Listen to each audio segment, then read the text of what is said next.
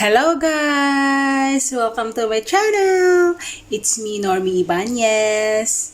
Okay, so before that, please subscribe, like, share, comment, and don't forget to click the notification bell para updated kayo sa aking video. So, ngayon guys, ang aking ipapakita sa inyo na video, it's about imahe na gawa sa kandila. Okay, so kasi ngayong weekend, guys, kasi dito sa Obon na Chatani, Candle Festival. So dapat kung walang pandemic, nagpaparada yun sila ng iba-ibang imahe na gawa sa kandila. Ayan. So dahil ay pandemic ngayon, COVID, so wala.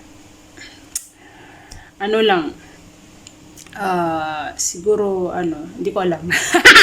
Basta, ayun.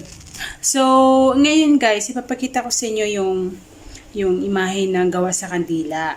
Kasi nung last week, pumunta ako dun sa Big C. Dun ako sa Obon na Chatani.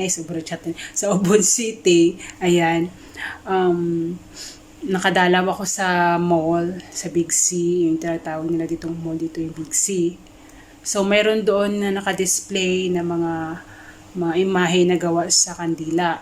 So, makikita nyo din doon guys, yung mga price, kung magkano yung isang kandila nila, at saka yung pinakamalaking kandila, makikita nyo doon kung magkano yung price.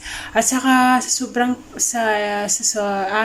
sa pag-ikot-ikot, nakita ko din doon yung mga price ng mga electric motorcycle. Ayan, mamaya guys, makita niyo yun. So, kung gusto niyo malaman yon, ayun, papanoorin niyo guys yung aking video hanggang matapos. Okay, samahan niyo po ako.